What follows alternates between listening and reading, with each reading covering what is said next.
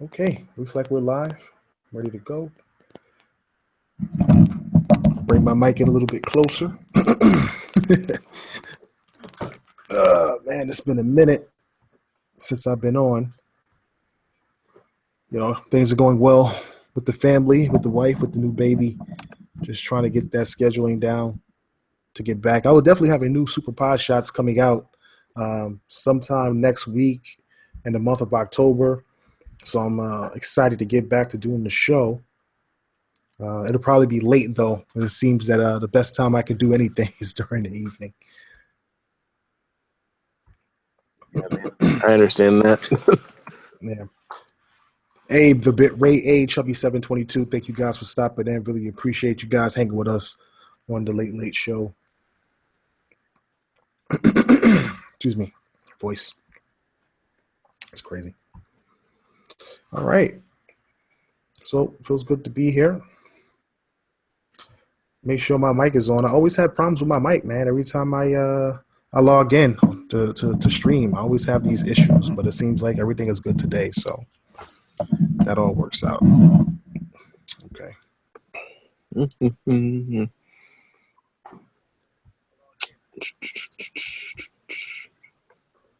Real quick, do we even know what our solar system's called, or are we just that obsessed that we're just going to call it the solar system? What do you mean? What solar system? Like our solar system. Our solar system, isn't it the Milky Way or something like that? That's the galaxy.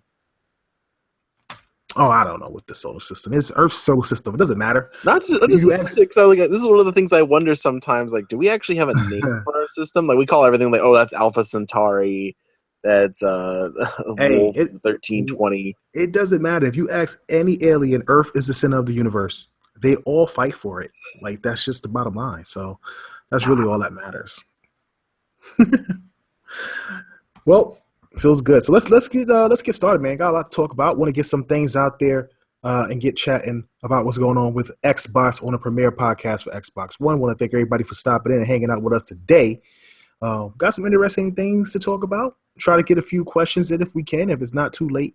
And feels good to be on the microphone again. Feels good to be home. Welcome to the Inner Circle Podcast, the premier podcast for Xbox One. I'm your host, KLWarXKLL, with B Money 101, who unfortunately is not here with us today, and Anchorman V. Hey, everybody. How you doing today?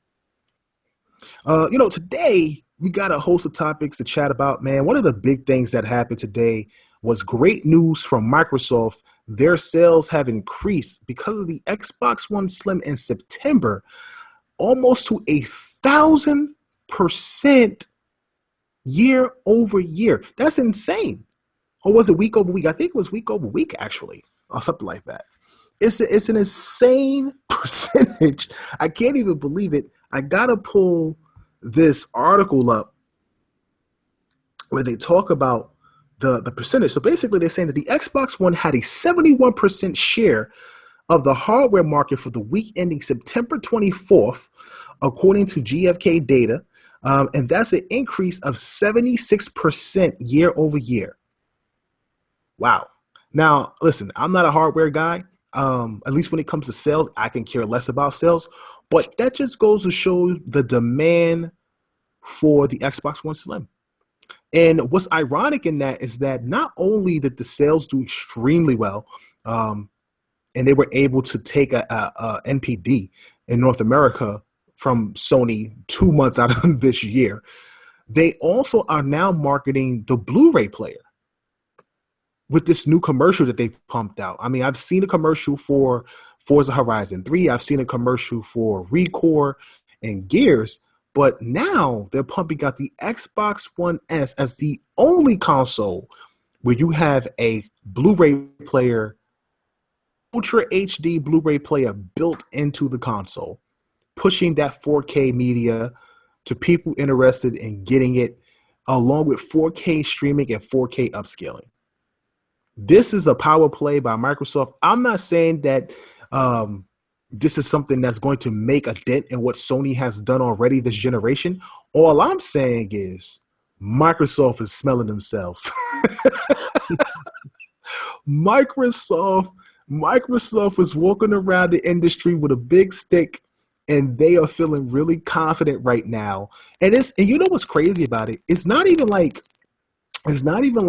Microsoft, and it's not to say they didn't do anything special, but it's not like they did something so magnificent that would change the tide. It's just a combination of Microsoft doing everything right, and according to some fans and according to some people, Sony doing some things wrong. Maybe not significant things, maybe not major things that deter the PlayStation gamer or people interested in the PlayStation, but they're doing enough to where it's making you question some of the moves Sony has done over the past month or two. I mean, first you had the whole thing with not including any upgrades to the PS4 Slim, removing the optical out. Then they talk about the Pro. The Pro doesn't have an Ultra HD Blu-ray drive. We're talking about Sony, who pretty much is the king of media, the creators of the Walkman, the people who started Blu-ray and really got it to flourish, doesn't include a Ultra HD player in their own console. And yes, I get it; it's not a big deal. I understand that. If you're in it for console games and that's what you want the console for, by all means, that's what you get it for because that's what it's made for. But so was the Xbox One and the Xbox One S. And they didn't include it in it, but they did include 4K streaming as well as 4K upscaling. And then they rejected the mods from Fallout and Skyrim. So that kind of pissed a lot of people off who were interested in mods. So there's no mod support on there currently. That's not to say that there won't be some, but there's none currently. And then suddenly the floodgates open on all these indie titles that were originally exclusive, now coming to Xbox, like Firewatch and The Witness, as well as a few others that I've seen that's on the way. So it's kind of rolled the ball into Microsoft's court. Microsoft's been walking around with the big stick. Recore didn't review very well, but the one thing I can say about Recore is that it did not get bad reception from the actual gameplay or the story or the mechanics. The biggest problem that I've heard from Recore is just the loading times and some bugs here and there that kind of ruined the game, and that's damaged the score. But overall, once, I don't know if the update fixed the bugs, but I know the update kind of helped with it didn't. Okay. I know that speaking as someone who's played Recore, I've officially stopped playing Recore because I'm so pissed off with the load times and all that stuff. I know a lot of people are like, "Oh, I don't have bad load times." I mean, I get mixed stuff from people. Like I've gotten about halfway through, roughly, I guess about halfway through, and like the load times are about 2 minutes. It's ridiculous. Now, it would be one thing if it was like, okay, one really long load time. Like Grand Theft Auto 5 had a long load time to get into the game, at least the first time, or any Bethesda game, honestly, has a long load time to get in, but it's one giant open world. But in Recore, everything's sectioned off into little parts. And so when having that 2 minute long, I'm saying 2 minute max load time is ridiculous because you go through it all the time. Right. And it doesn't seem to matter what you're loading into. It takes forever. Right. It's funny because supposedly they fixed that, at least the load times. But even if they didn't, the biggest gripe was the load times and some of the bugs. And I didn't hear anything negative about that. Then you turn around and you release, without a doubt, at least you can go by the review scores, the best racing game this generation in Forza Horizon 3. And as someone who got Forza Horizon 3 early, it's impressive. Absolutely beautiful game, whether you have it in 4K or 1080. Gorgeous game. Plays smooth as butter. Super smooth game, man. The music is awesome. And here's what's crazy. When you first start the game and it's like, because I didn't get it. Like I didn't get the story at first when I first started playing it. And I'm like, okay, the Horizon Festival, yada, yada, yada. And then you're picking the characters and stuff, and then you pick a name. Ironically, the name Wood is in the game, which is my actual name. I was excited. I was surprised at that. My first name was in there too. I was like, damn. That's what I was like, yo, my name is here. This is dope. So the lady's walking around like, hey, Wood. I'm like, oh, this is dope. Okay.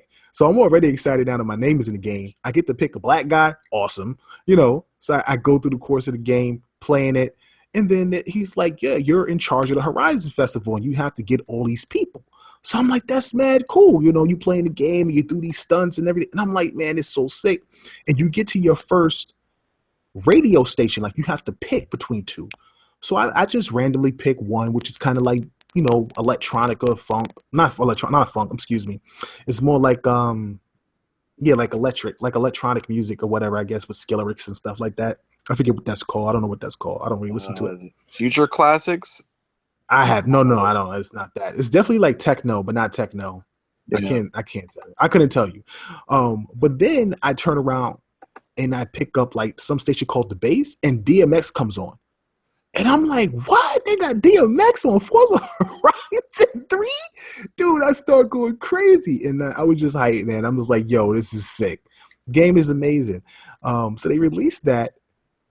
And then we see recently this 20-minute trailer for Gears of War, like a prelogue to Gears of War, which released today. And actually earlier for some of us who got that email, you know, if you follow an Xbox, they send you out emails and stuff like that, and they'll give you some things a little bit earlier before the public gets it or before the media gets it.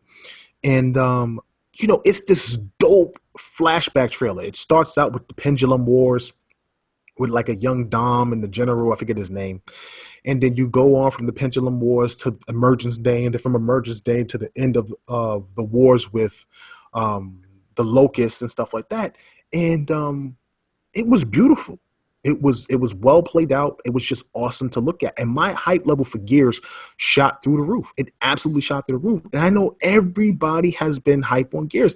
I haven't seen so much hype for Gears in such a long time, especially with so many people just trying to like down Gears from what they initially saw from the first E3. So, you know, just to finish up, it's just been so much positive things happening for Microsoft right now. So many positive things happening for them. And the console sales are just really a testament to what people are interested in. They see what's happening with Microsoft. You can say that it's people trying to upgrade their original Xbox Ones to get the Slim.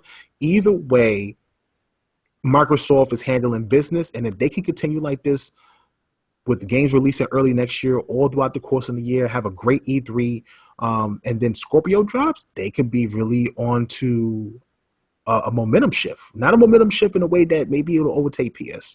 I don't know if it'll ever overtake PlayStation 4. And It'll be a comeback for them personally. It'll be a comeback, right? But it will be a comeback. If they could take North America, which is absolutely possible, because they're only, what, 1 million down, and maybe the UK, which isn't that far behind itself, that would be an amazing comeback for them, because those are two major territories that they would have lost. And I'm not saying, once again, that sales are important. What's important is that the games sell.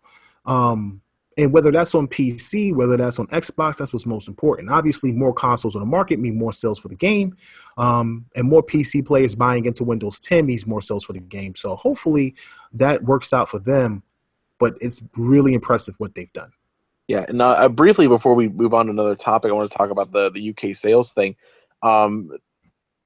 Percentages are funny because they're really good buzzwords a lot of the time, but it doesn't really show you how much they're talking about. Like, oh, it was a 1,000% increase. Right. I mean, selling one unit and then suddenly selling 1,000 more, that's 1,000% increase. Well, that's a comparison. Well, actually, it's 100 more. Well, what they're trying to do is they're comparing, you know, the week over week and then year over year. So it's not really so much like you're selling one console, then it's 1,000%. You're actually comparing it to what you did previously the week before and the year before, and how I don't know. I'm not saying that. I'm just saying that in terms of, you put that in context. But when you look at the market share of the last week, when you pair that the 1,000%, what they did say that they took 71% of market share that week. I know, and when you pair those two numbers, that means a lot. Yeah, that's a lot. The market share for PlayStation was extremely strong beforehand in the UK, right, and they just flipped it in 1 week. Yeah, that's pretty crazy. Now we're not saying that like, oh, now there's more Xboxes floating around than PlayStations in the UK anymore. We're just saying in this 1 week at least, they took over the sales. Yeah. It's impressive. I mean, you know, like I said, Microsoft, man, they have a ways to go. They have a ways to go, but there is a strong possibility that if they can continue this momentum, continue this goodwill that they've been doing, they'll be on the right path. I got to a little debate with some people about consoles recently. Just because of the simple fact Again? that, well, not I know, right? I'm No always debating way. people about consoles.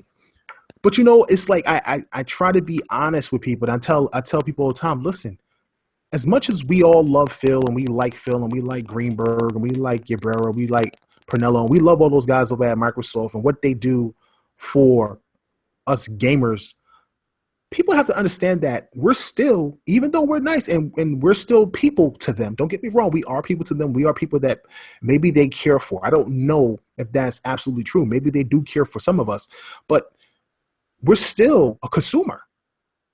And to them, we're still a statistic. And you're doing everything in your power to make money.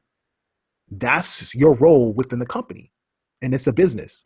And you do everything you possibly can to please the customer. And this big debate about how, Sony's always for the gamer, Sony's only for the gamer. And suddenly, Sony is all of a sudden not for the gamer. And I wonder if that's just because when you're in the number one position, you don't have to appease to the fans anymore because you are already dominant. And it's kind of like what happened with 360. 360 was in such a dominant position, with Red Ring of Death. To me, towards the end of the life cycle, they didn't try hard enough. They got complacent. And I also felt like they were comfortable. You know what I'm saying? And it's almost like a woman. You know what I'm saying? It's like if you're with your woman, the last thing you want your woman to tell you is that you're too comfortable. You know what that means? That she could leave your ass at any second. So you better act right. You know what I'm saying? And that's what happened. Microsoft, I think, got too comfortable. And now I think Sony is getting too comfortable. And I'm not saying that I'm This is trying. a larger problem. Anytime you have someone who's in the lead, like it is the problem in political science. I can't think of the term for it, like initially off the top of my head, but it's the theory of representation. Were you elected, or if you're in the lead and you win, were you elected because of what you promised, or were you elected because people thought you would make the right decisions in office? It's Right. the same kind of problem here. And Sony was sitting in a position of like, all right, did people pick us simply because we promised the right stuff and said the right things, and we want to continue that, or did they pick us because they just didn't like Microsoft, and we can kind of do what we want, we get a little more leeway because we are in the lead. Yeah. I just like the direction Microsoft was going with everything that they're doing. And I really hope they continue to, stick to what they want to do, stick to their roots, stick to the path that they're on, man, because they are definitely making a lot of fans excited and happy to be, Xbox gamers, again. And I don't want to say again, but, it's the truth, man. You had a lot of Xbox gamers down. They were getting beat up in the comment section. You got guys out there being warriors, just going at the bat for Microsoft, even on bad decisions that Microsoft make, just not admitting or being honest with themselves.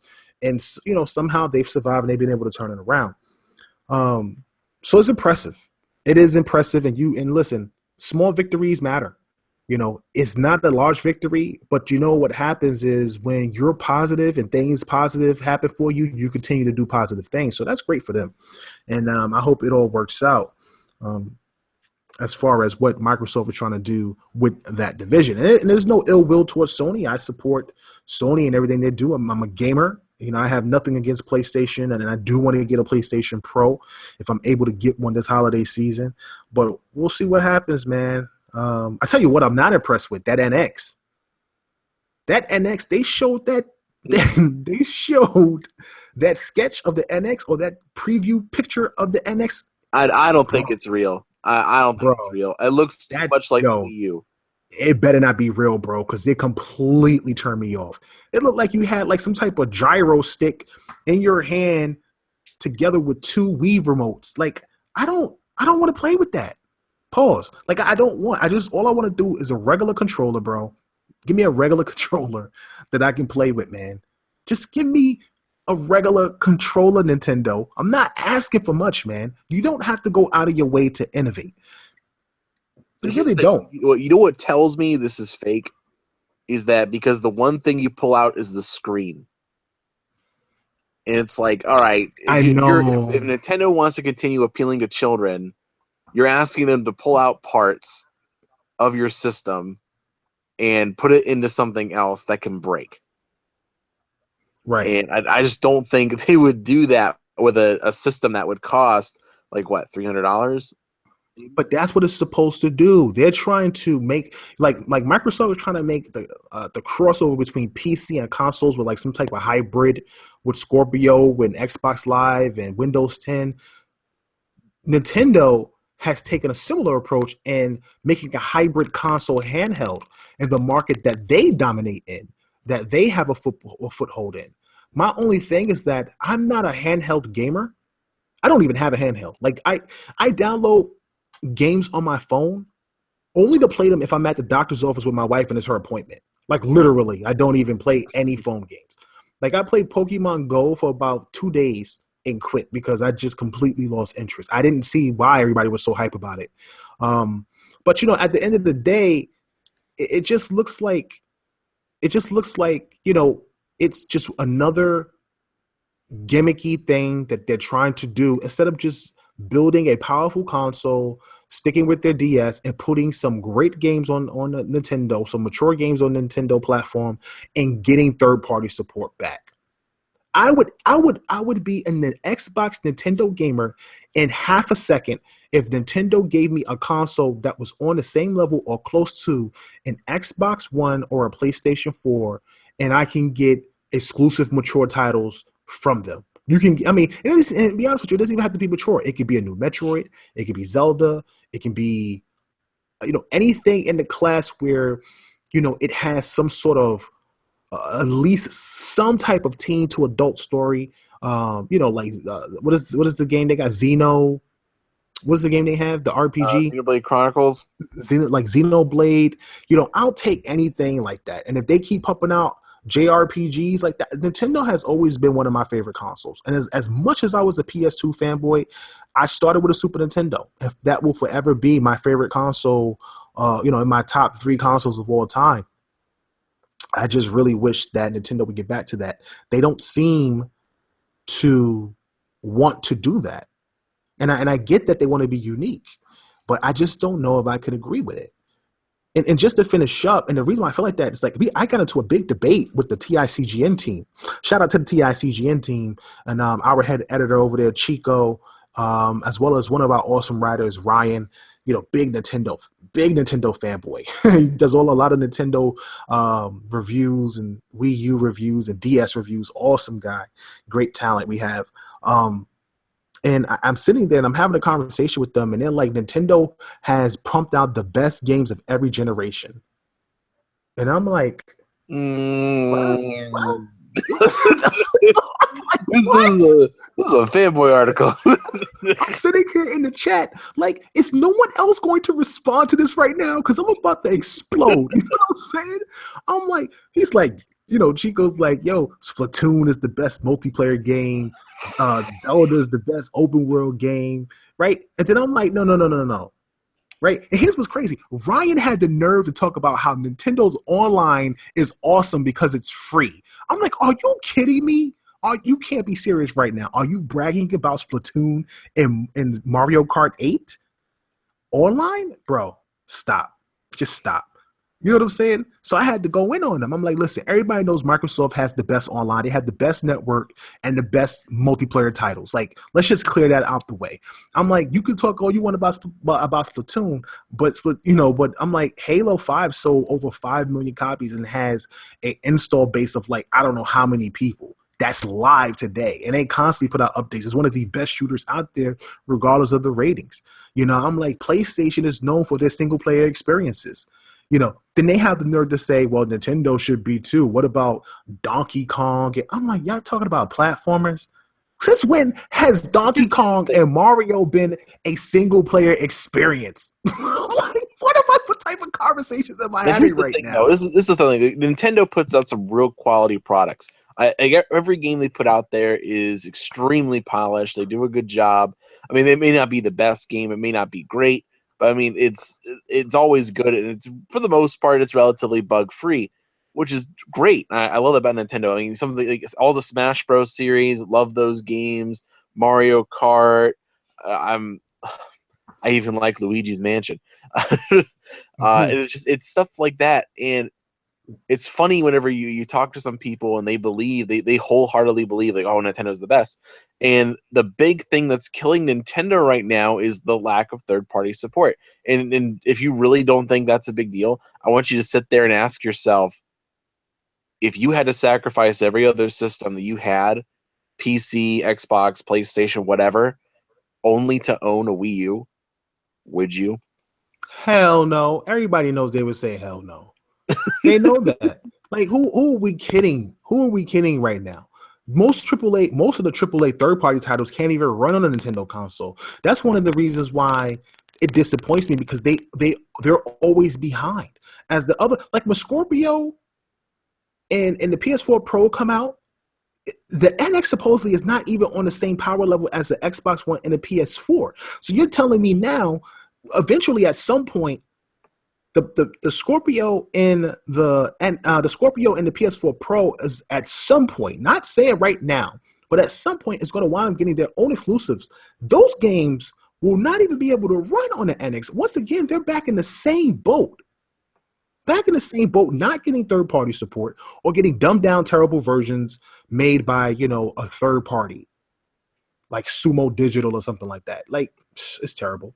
I will It's say though, terrible. the one thing that's got me even remotely keeping an eye on, got the old Dwayne Rock Johnson eyebrow up, is Ubisoft is pretty much throwing some major support behind the NX. Like that is the only thing Ubisoft? that's like, yeah. Like what Come was on, it? dog. Steep, You can't trust Watch Dogs Ubisoft. You can't 2. believe nothing Ubisoft says, bro. Ubisoft said, No, I just I don't mean, believe their quote unquote gameplay. Ubisoft's word is about as good as, paper floating on water. It's really not going to happen. And, I don't trust anything they say. I just definitely don't. Especially after that Ubisoft event we had when we got a chance to see Ghost Recon in the wild. That game looked absolutely terrible. I will never forget that game, dog, at E3 when we were sitting in there watching that. I will never forget that. God, How that game looked when we first saw it and when they showed it that to us conference at was so bad. E3. It was so terrible. Worst I mean, maybe conference for those of you who were yet. watching at home, it wasn't that bad, but as people who were there, oh God. It's crazy. So, Phil Spencer, moving on, by the way, Phil Spencer had an interview at Stevivor, awesome website for guys that are interested in multi-platform games. I think Phil Spencer was at some conference somewhere in the world, as he does, and he brought up a few points that were really, really awesome and really cool. And one of the things he reflected on was kind of like, the backlash of the original decision for the Xbox One. And one of the things he says, I look at all of those, and from a pure business standpoint and goals, they're all completely sound ideas. And in this instance, he's talking about, the Connect, Force Connect. He's talking about how the 24-hour check. He's talking about how they tried to show off the video features first and then talked about how they then implemented gaming, and not as a secondary, but as a balance of media and a balance of gaming. He felt that they were all sound ideas. And he's saying it's not like somebody was out with an evil thought or something. It's a rational approach, and it makes sense. They're basing it off of what they saw with the 360. How many people were jumping to Netflix, Amazon Prime, Hulu, and how high that is digitally. The viewer digital ship is up. And at the same time, they're saying to themselves, an all digital console would make sense because everything is digital. So for them, the rationale was there. Clearly, the approach wasn't, and the way to get that out wasn't. And then he goes on and he says, I've been on the Xbox since we launched the original Xbox. I played video games my whole life. I still play video games all the time. That's what I do. He says, you know, gaming is his passion. And he says, you don't earn the right to be relevant in other categories of usage for the console until you've earned the gaming right. So let's go make sure that we deliver. And in that instance, that's what gamers want to hear. You want to be able to hear from your leadership that they want to earn your respect before they go ahead and implement something else. And I think that's where, with Don Matrick in charge, they kind of messed up.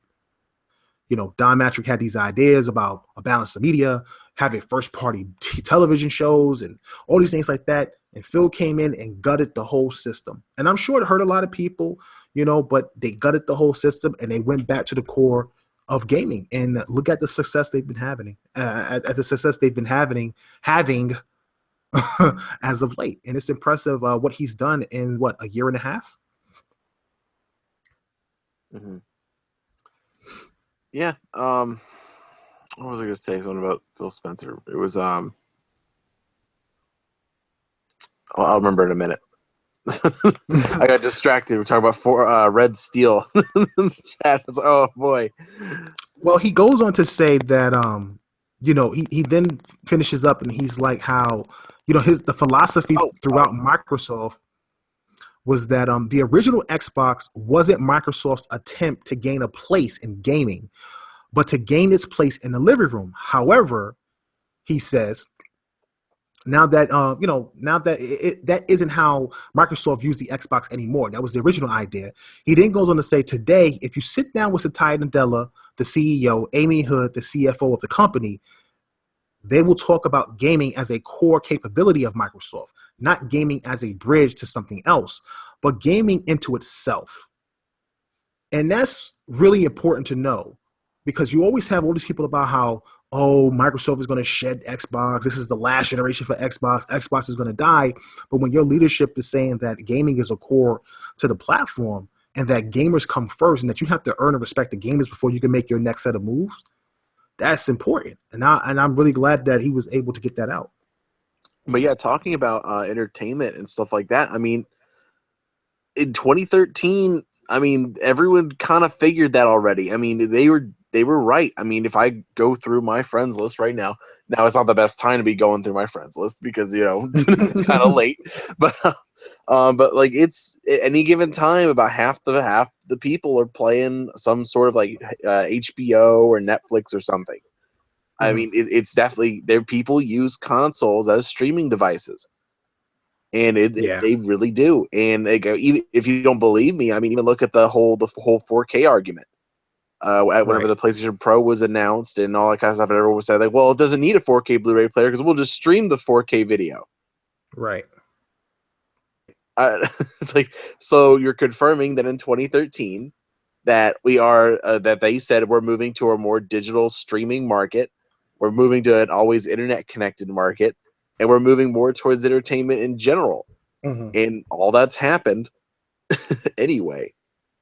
Microsoft has just been ahead of the game for a while. Like they're always ahead of the game, but some people just aren't ready to follow. And to this day, some people still just aren't ready to go all digital, which is, kind of ironic. And it's funny, you're seeing Microsoft push the UHD, Blu-ray player and physical media, and the PlayStation guys, they don't care for it. They feel like, it's really not that important. And now they're saying, Microsoft is back to TV, trying to push the UHD Blu-ray media. But I mean, it's a strength. It's not a weakness. I know if it was on the other foot, PlayStation would definitely be doing it, because I clearly remember when both consoles were at E3, how Sony talked about sharing disc with your friends and just handing them the physical copy. You know what I'm saying? And how it was all about the physical disc, And I understand that's gaming, but at the same time, it's kind of ironic that the roles have switched again. Like we've spoken about this before, the roles just seem reversed as the generation has gone on. Microsoft has started making these changes where they're all about the gamer. You have BC. Oh, by the way, we just got Lost Odyssey. I have to talk about that. But they're talking about backwards compatibility. They're giving away games, and some of the titles were really good as of late. You're talking about an Xbox One Slim, which has, a lot of people don't want to acknowledge it, but in my opinion, it's a significant upgrade in comparison to the original Xbox, or even in comparison to the PlayStation 4 Slim to the original PlayStation 4. Significant upgrade for the Slim. Not power-wise, but just overall features and what it's capable of doing, in my opinion, is a significant upgrade.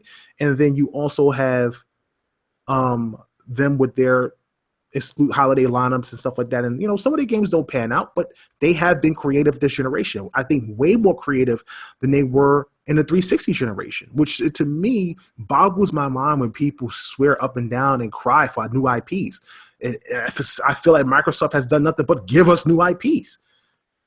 Some of them don't pan out. Some of them do. Some people didn't like Rise, even though it's not a Microsoft-owned game. It still was an exclusive title on the platform. You had Sunset Overdrive. You've had Quantum Break. You still have, well, not Fable Legends. What is the game? Sea of Thieves coming. You still have, Recore just released. You still have Scalebound to come. You still have the new Crackdown using cloud. All these titles are supposed to be coming out. Even though Crackdown's not a new IP, it's done differently in a way that could actually change the way Microsoft does things with their gaming in the future. Hopefully, if it's working properly, they've done a lot this generation. Oh, and, definitely. This is something I want to bring up because this is something I always got really ticked off about. Everyone was talking about 4K Blu-ray stuff. And having a 4K Blu-ray drive is actually a big deal because that opens up your system to be able to use different discs if need be. And this is something that it needs to have. Scorpio needs to have that option.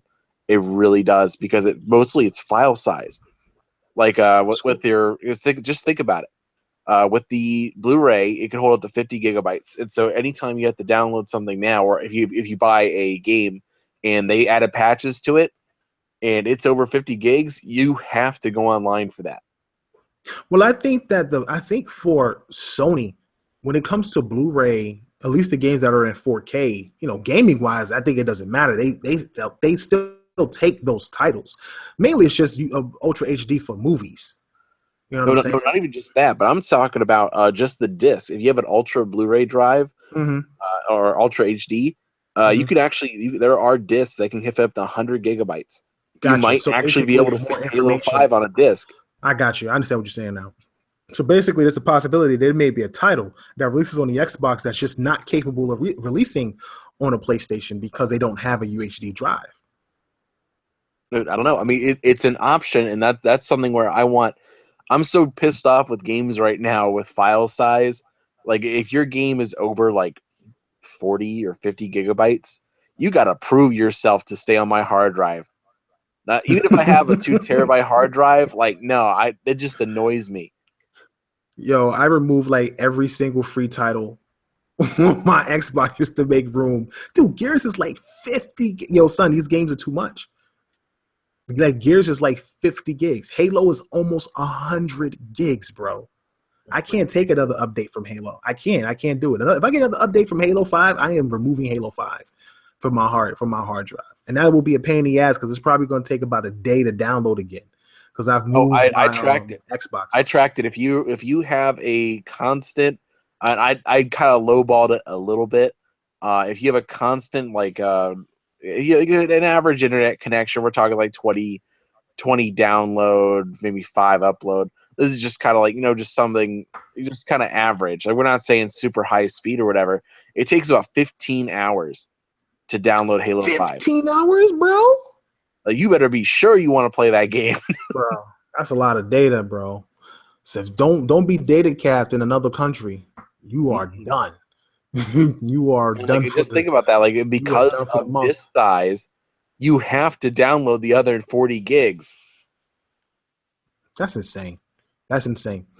Well, now that we know that Microsoft is all about the gamers again, I've watched this trailer for Gears 4 and been blown away by it. My hype for Gears wasn't even on like an amazing high level. Like I was really excited for it, but it wasn't one of my most anticipated games. You know what I'm saying? Like, at the time, Quantum Break was, Recore was, Scalebound was.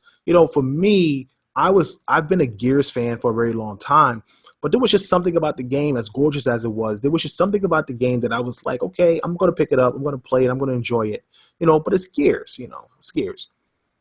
They play this 20-minute, preview of the backstory trailer, and I'm hooked in again. I'm hooked back into Gears, and I'm like, yo, this is so sick. They showing the pendulum wars. They showing, explosions happening everywhere. The game looks incredible. It looks amazing. Probably one of the best looking games on Xbox One right now.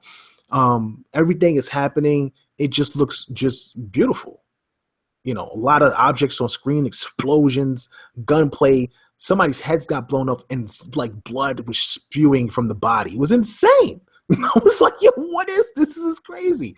And then they jumped from, the Pendulum Wars to Emergence Day. And they're showing like all of the Gears characters when they were younger and stuff like that. Like all these guys in like the Carmine suits and stuff.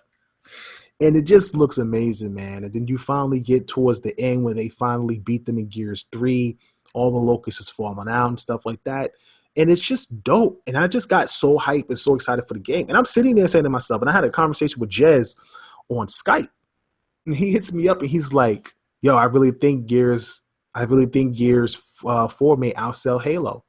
And I'm like, bro, I think it may do the same thing. I think Gears 4 will outsell Halo. I really do.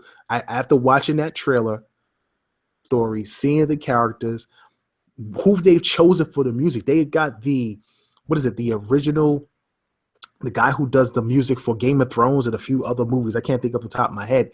He's doing the original score for Gears. They put a darker theme.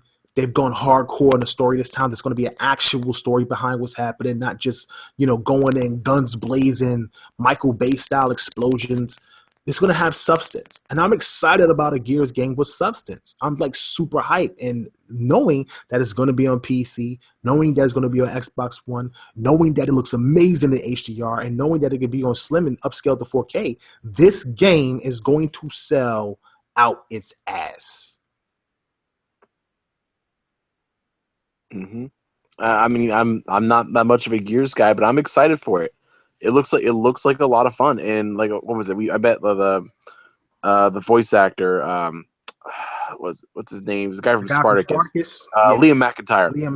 Yeah. When I was meeting with him, we were talking about it. We were at the show floor right after the Scorpio announcement.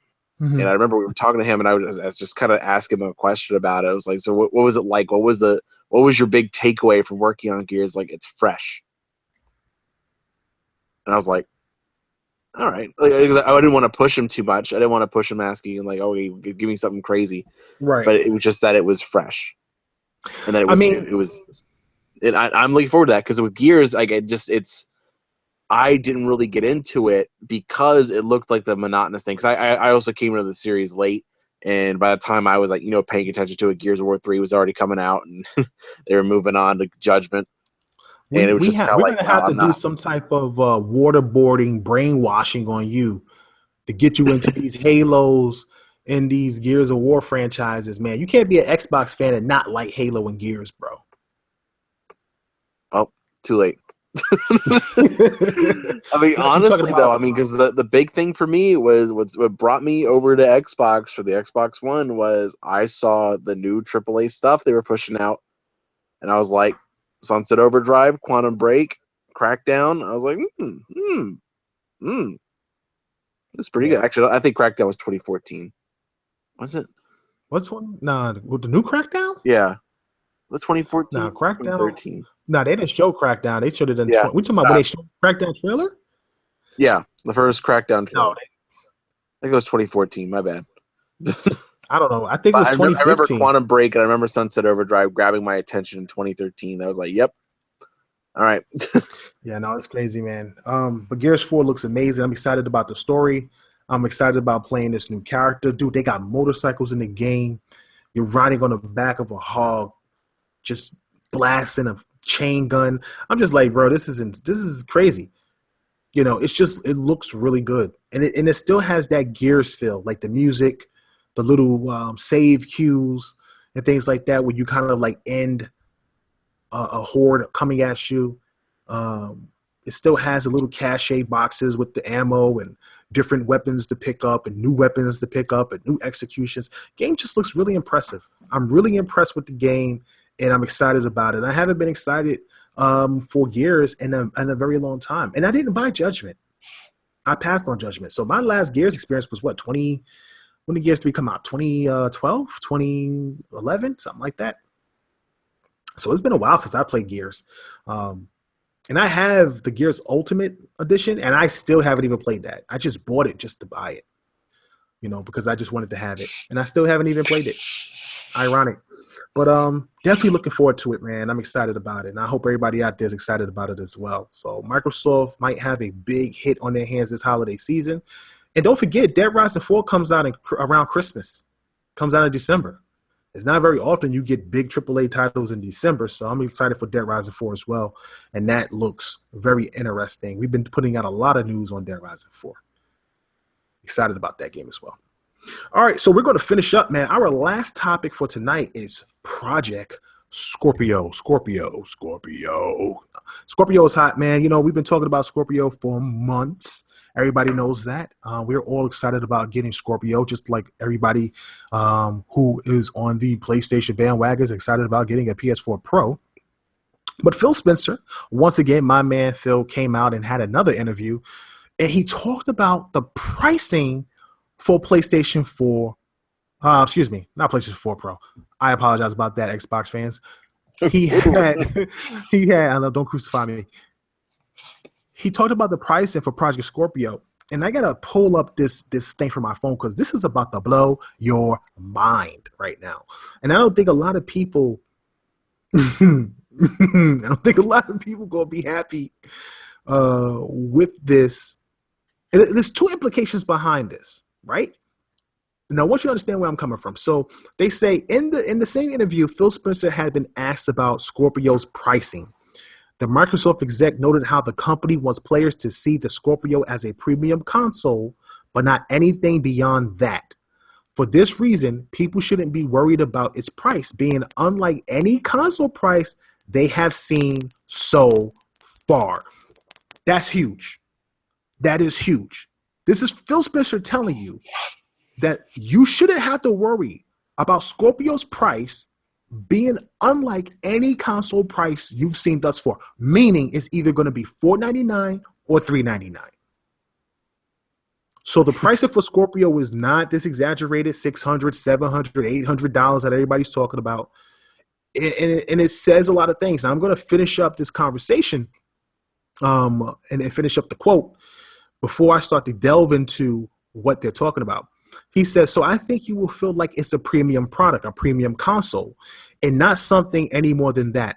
So I wouldn't get people worried about that this thing is going to be like any console price you've ever seen. We didn't design it that way. Whoa. Yeah, it's tiered. Whoa. It's going to be a tiered release just like the Slim. Then he says, Phil Spencer also added that players should expect the pricing to be kind of in line with the Xbox One S pricing, most likely referring to the different pricings depending on the included hard drive.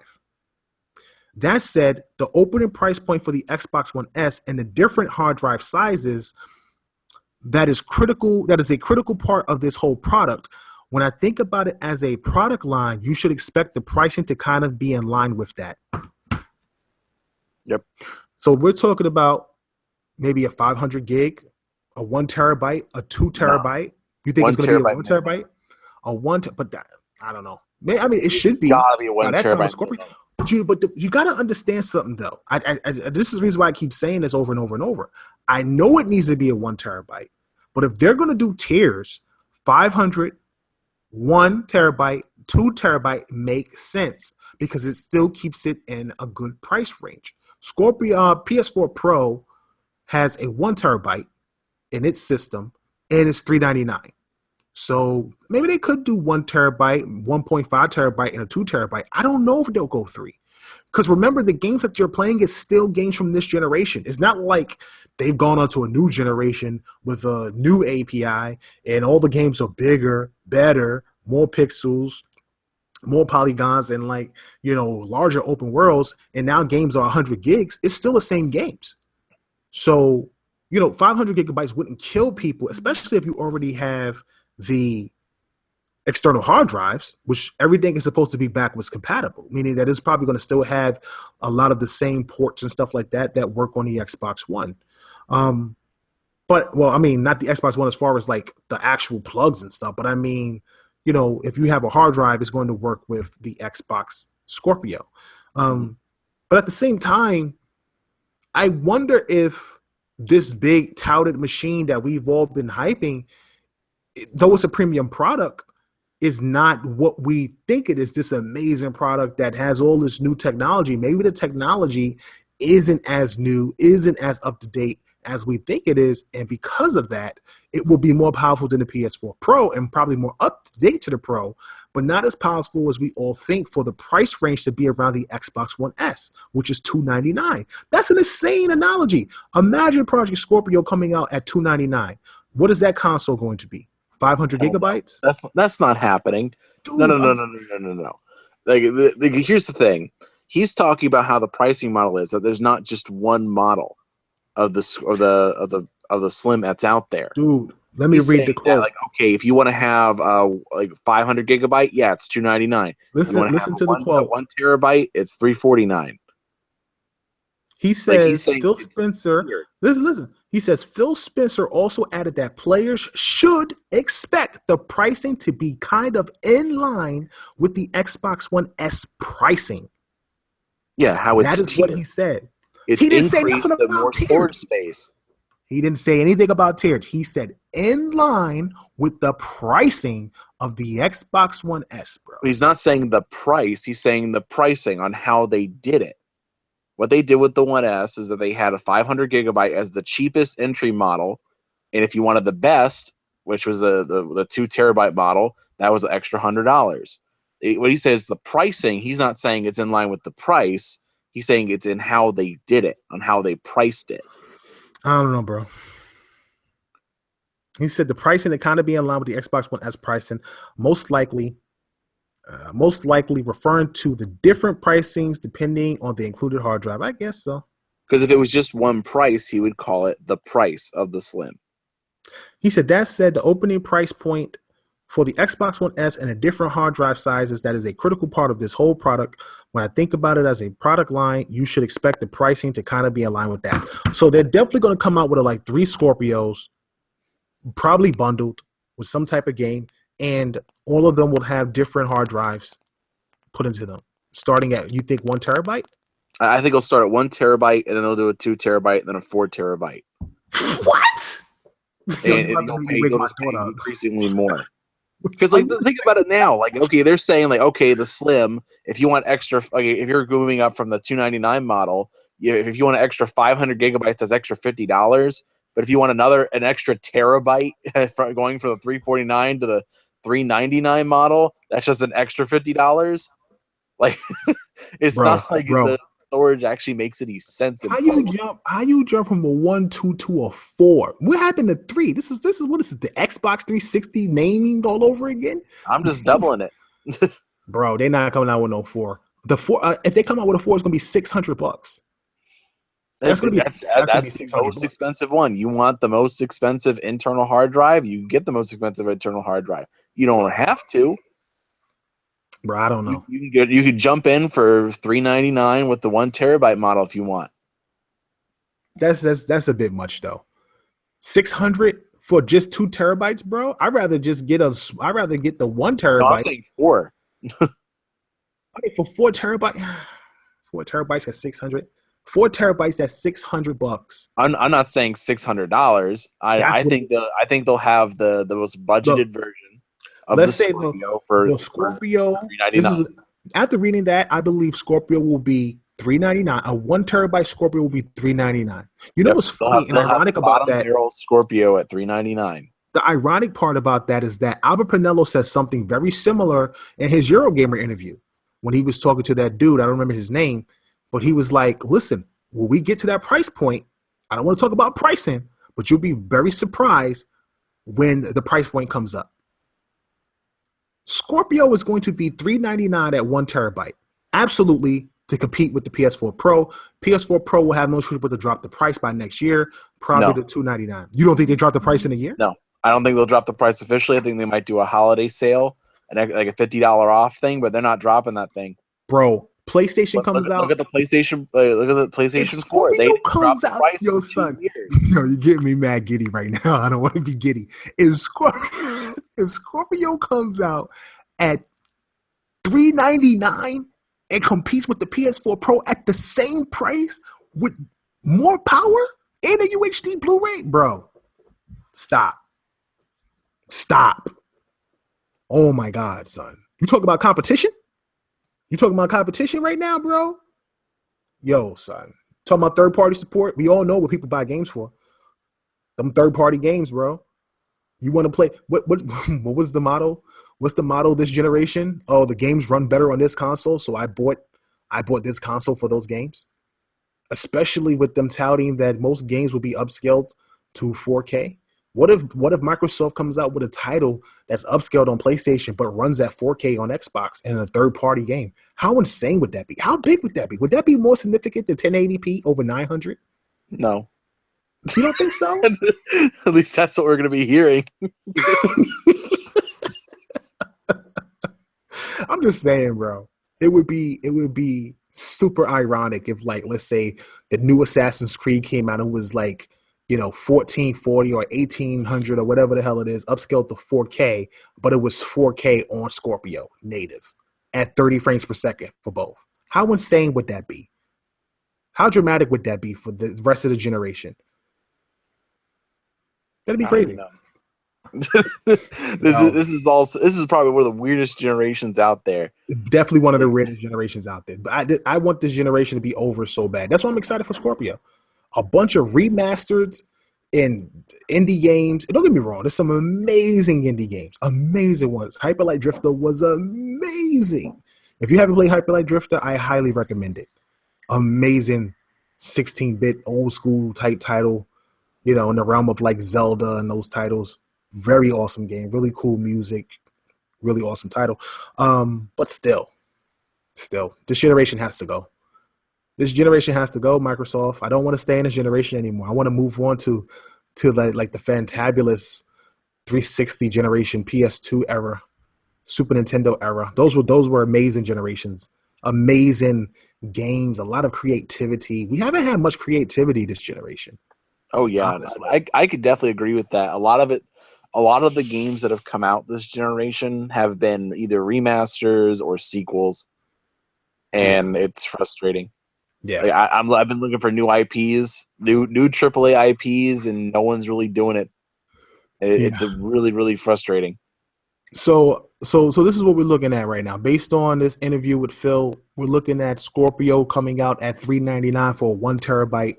A 2 terabyte will be $499, and you're just gonna skip a three and jump straight to a four, and that'll be $600. And that is like the Pro. Mm, I don't know, Scorpio maybe 550. Pro. I don't know. I don't know because the storage is weird on pricing. Like it doesn't make any sense.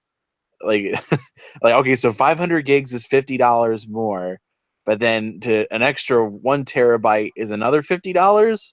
I jumped 100. I went from 399. I went from 290. I went from 399 to I don't think they'll be able to 499. justify a $200 increase just for storage space. Yo, you said, but you skipped the terabyte though. You went from three. You went from two to I said I four went to 1 to 2. and two to four. Yeah, That's why I said from. I went up I 100 think points. 550 max. 550 max. 550. Mm. Because I don't think they'll try to recreate the PS3 with $600. All right, let's yeah, we'll see what happens. I don't know. I don't think Microsoft really cares. Well, we got a great great conversation happening in the comics section. I want to thank everybody for stopping out. Please go ahead and hit the like button. Get people on over to the channel for the late show. We're gonna answer a few questions coming up. We want to thank everybody for stopping out. Yeah, man. So it was a good show. A lot to talk about. I will definitely be back with super pod shots. I want to thank everybody for the kind words and the love and support, and congratulating me on my new child, my daughter Lana Storm. Um, very, very blessed, beautiful baby girl, and I'm excited to be a papa again, with my second. I don't think I want another child though. I can't deal with this. It's too much, bro. My wife's handing me the baby. I'm trying to play Ark. I already lost 2 butterflies in scorched earth. I'm like sick. it's like stressful losing these butterflies, bro. So hard to tame them. I can't get kibble. There's no dinosaurs on scorched earth. It's driving me nuts. Yeah, man. But yeah, I want to thank everybody for the well wishes and blessings and stuff like that. So thank you guys. Again, hey, Kid Smooth is now a part of Tick Network. I mean, he was already a part of Tick Network, but he had the writer's block on his channel. We have now brought the writer's block to our channel. So if you're interested in multi-platform games, that is the podcast to listen to. That's Kid Smooth, Fame Entertainment, Nicodemus, our PlayStation guy, big PlayStation guy, very intelligent, very smart, funny guy. Definitely check him out. And that's on Tuesdays. You have me by myself, solo super pod shots with your boy Kal-El, the last son, on Wednesdays. Nothing on Thursday, which is a break day. And then, of course, we alternate with Anchorman's Top Shelf, his own individual show, and Tick Podcast. And this is our week. And then Mondays, we have Multiverse, which is our kind of like multiverse. It's everything. A little bit of this, a little bit of that, a little bit of movies, a little bit of comics, a little bit of gaming. Pretty cool. So definitely check it out, man. Go ahead, hit the subscribe button, hit the like button. We want to thank everybody for stopping out. I'm going to go ahead and finish the show, answer a few questions, and then head on out.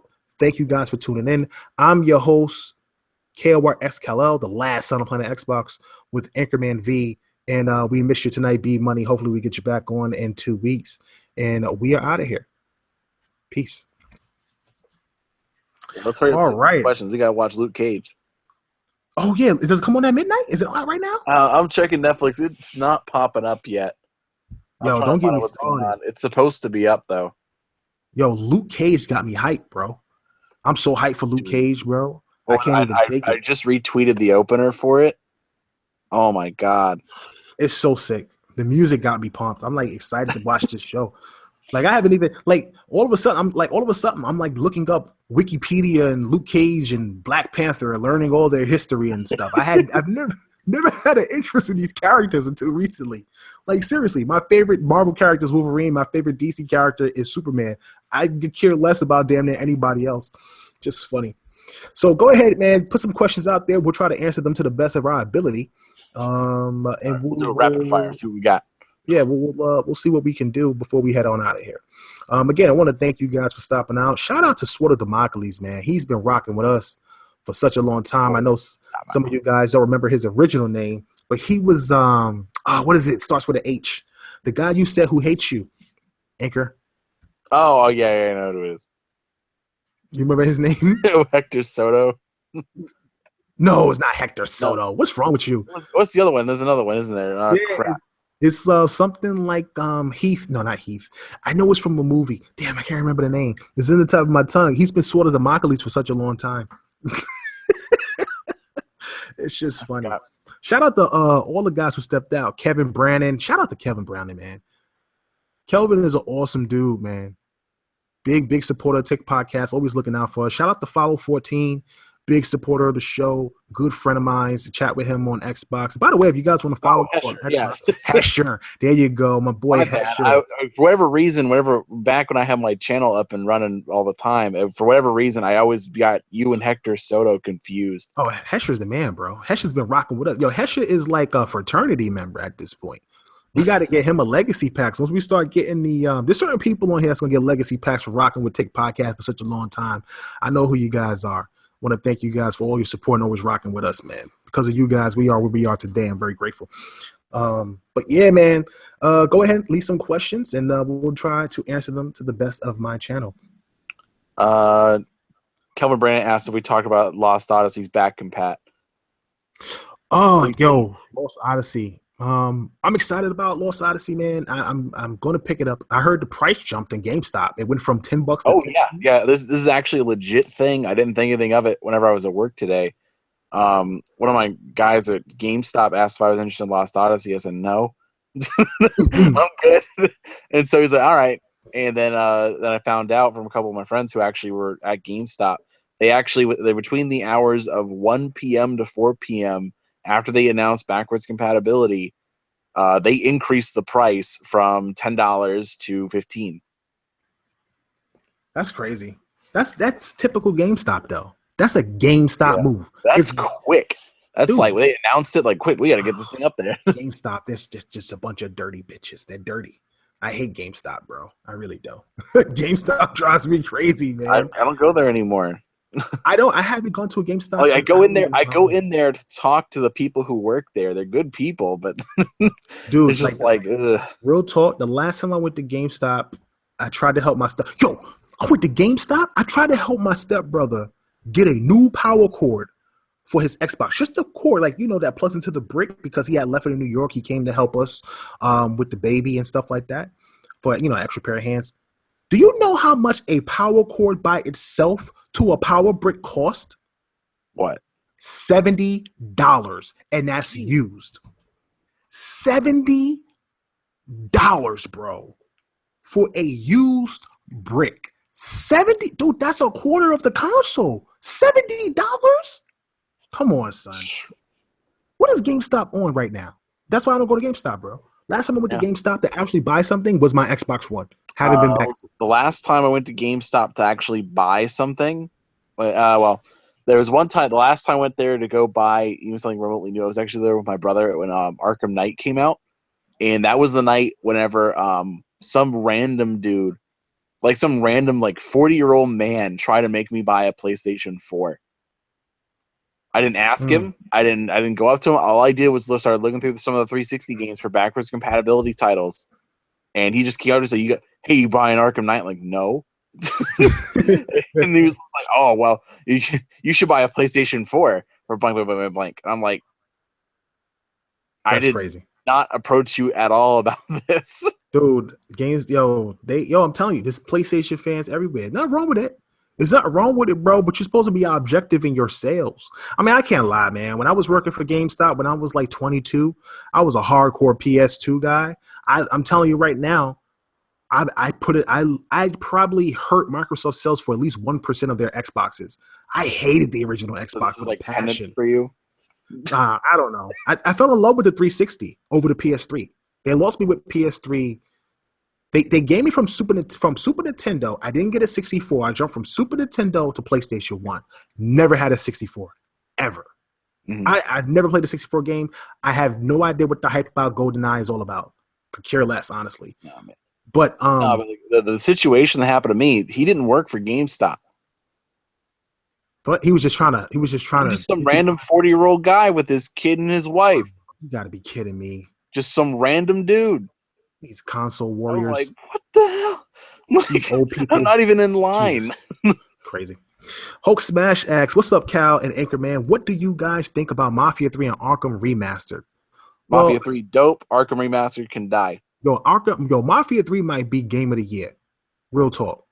I've been seeing a lot about Mafia 3, and it is looking like a masterpiece, bro. Like, they really can't mess this game up because I'm super excited about it and I want to pick this game up. But it's definitely looking like it's going to be a contender. Let's see here.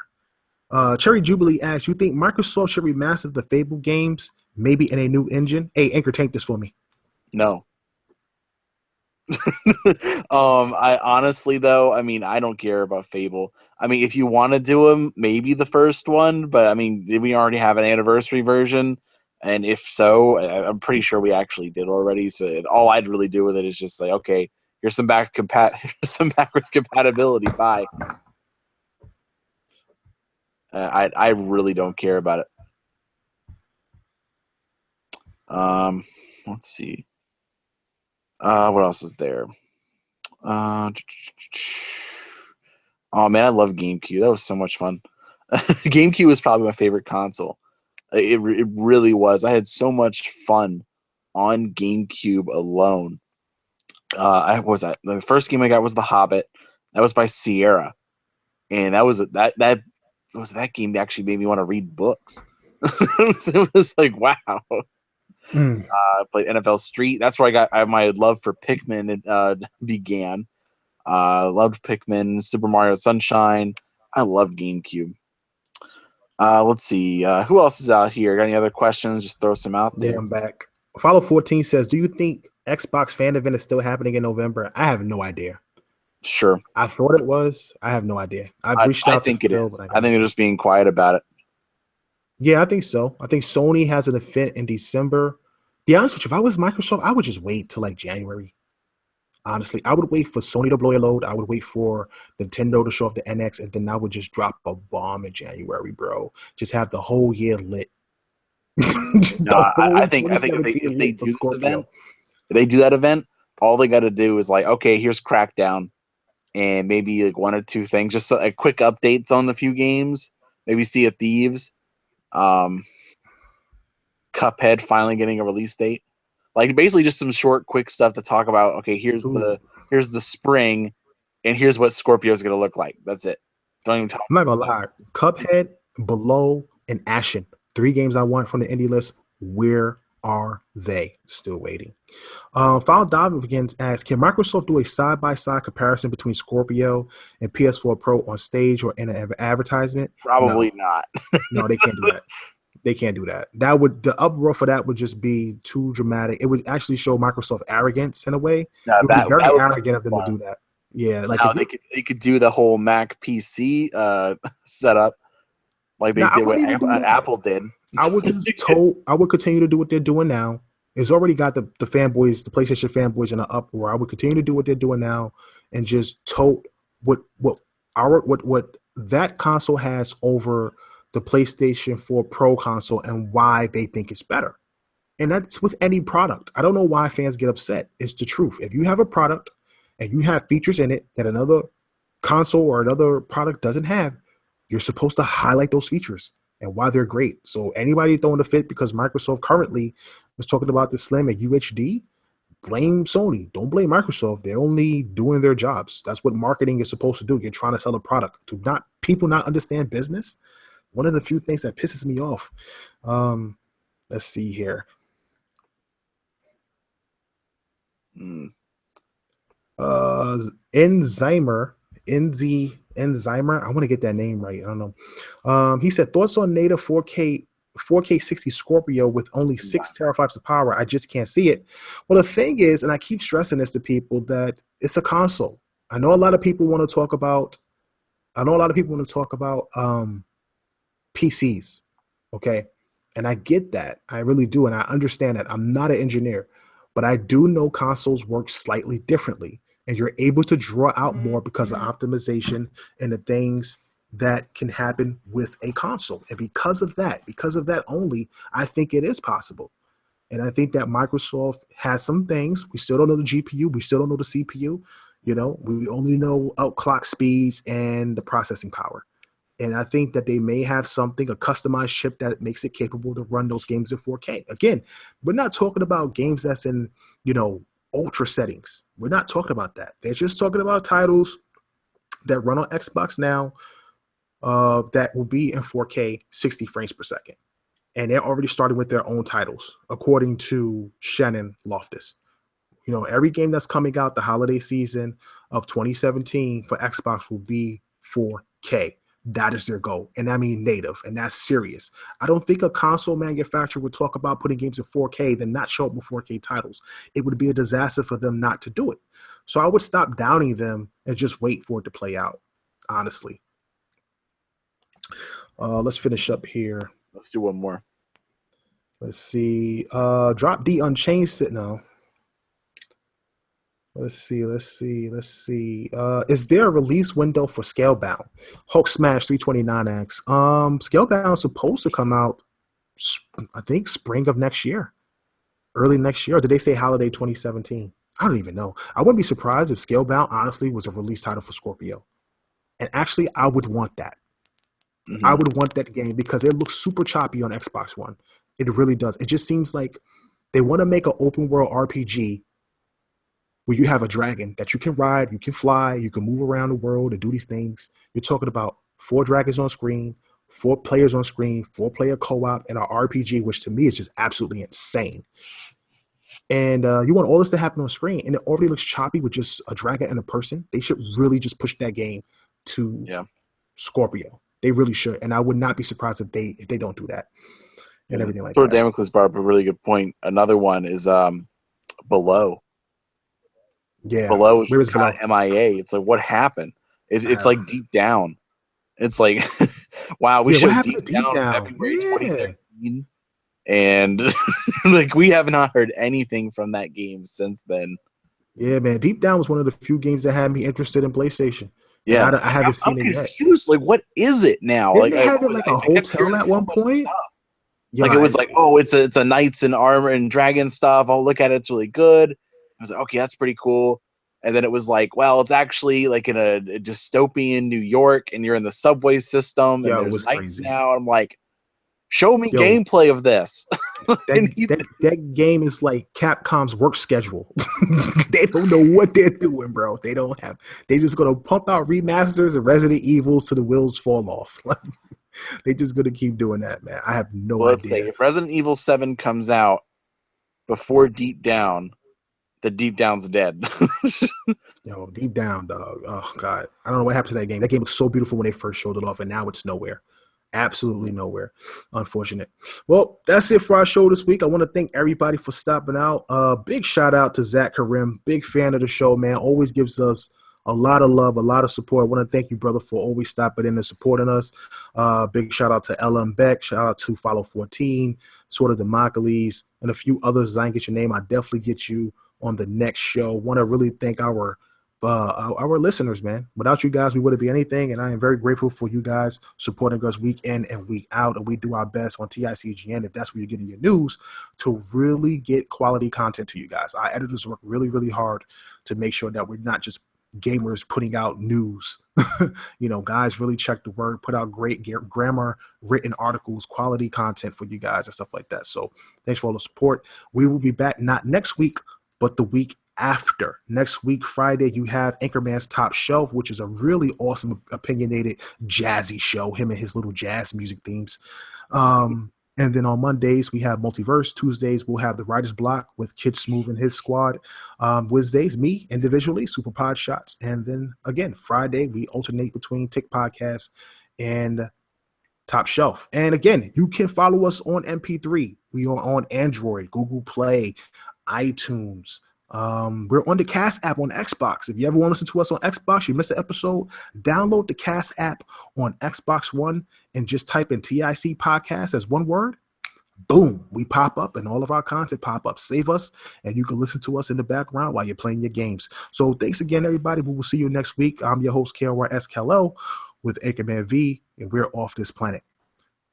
Peace.